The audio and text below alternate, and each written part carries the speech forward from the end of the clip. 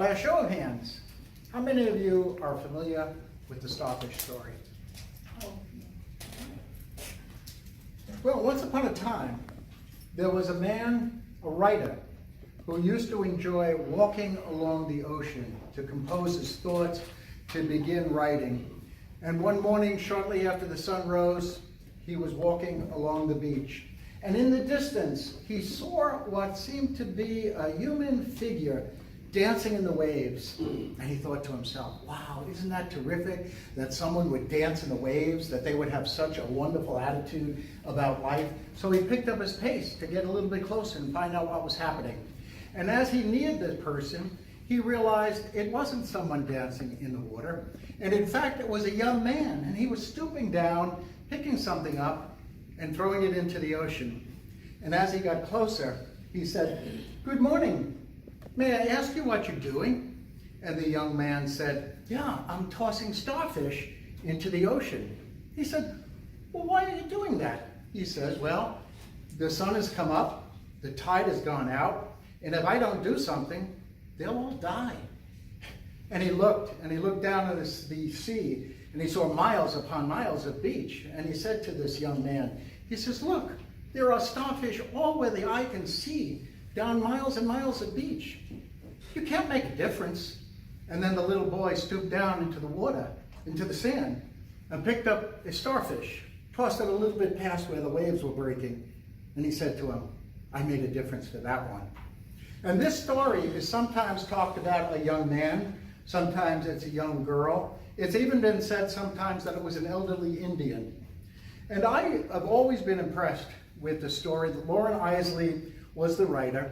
He wrote this story. It was a 16-page essay that he wrote in 1969, and he entitled it "The Star Thrower." And we have motivational speakers, the internet. It's been around since the 1980s. People have been using it for inspiration. In fact, Matt Seward, some of you know Matt, he was the district governor in 2014-2015. And when he was a member, and he still is a member of the Advanced Articulators Club, he delivered a speech about the Starfish Story for his 10th and final speech, the inspirational speech. And he talked about a sea captain. And this sea captain would be out to sea sometimes 4 months or 8 months at a time. And what he would do, he would take recalcitrant youth, he would take troubled kids, and he would put them on the crew. And the captain's name was Bo. And then Matt revealed Bo was his father. And he delivered that speech as an opportunity to impress him on Father's Day, to kind of make the message of how important his father was in his life, even though sometimes he didn't see him as often as he might have liked. I think the Starfish Story is a wonderful story about inspiration. It's about helping people. It's about making a difference in people's lives. And I've often used it for volunteerism. It was January 13th, 1982, that Air Florida Flight 90 crashed into the 14th Street Bridge and plunged into the Potomac River. It was a snow-filled day in Washington, D.C. In fact, on the 14th Street Bridge, it hit 7 cars, killed 4 people on the bridge, and 74 passengers died in that plane crash. But amazingly, miraculously, there were 6 people clinging to the tail section of the plane. But the roads were choked. It was rush hour traffic, 3:55 p.m. It was trouble that there would even be anyone there to rescue them. And one man who was rescued said, "It was almost out of nowhere. Before I could see, it was whoop, whoop, whoop, whoop, whoop, whoop, whoop, the sound of the helicopter that came down. It was Park Service helicopter, and the pilots were Donald Usher and Ernest Windsor. And they were not rescue helicopter pilots, but they made a difference that day. They took a chance on their own lives, bringing their skids to the water. And the first people they rescued, they had ropes on both sides of the helicopter. They rescued the 2 women who were passengers. One was a flight attendant and the other one was a passenger. And then one of the gentlemen. And the one woman was so injured that she couldn't hold on to the rope. And so she dropped, and the helicopter pulled the other 2 people towards shore. And then out of nowhere, a man that was just a regular guy, just a regular passenger, had gotten out of his car. He plunged into that cold water and pulled that woman to shore.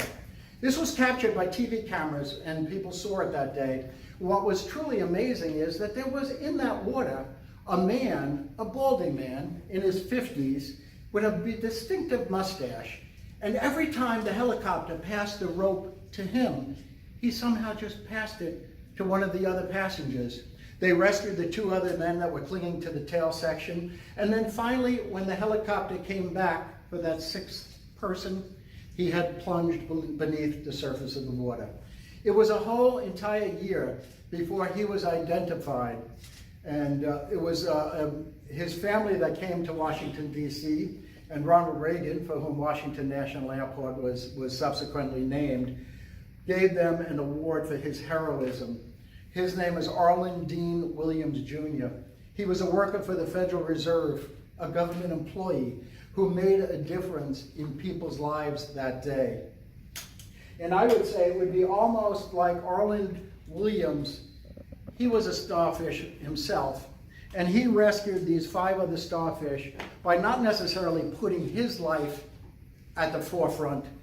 He decided that they had an opportunity to live, and he was rational and clear thinking. And one of the pilots said that I've seen people in tragedies and difficult situations make decisions like this, but I've never seen anyone do it with the kind of commitment he had that day. So my hope for you is that you find star throwers in your life. You find somebody that stoops down, picks you up, and puts you in the nourishing, refreshing waters that saves your life.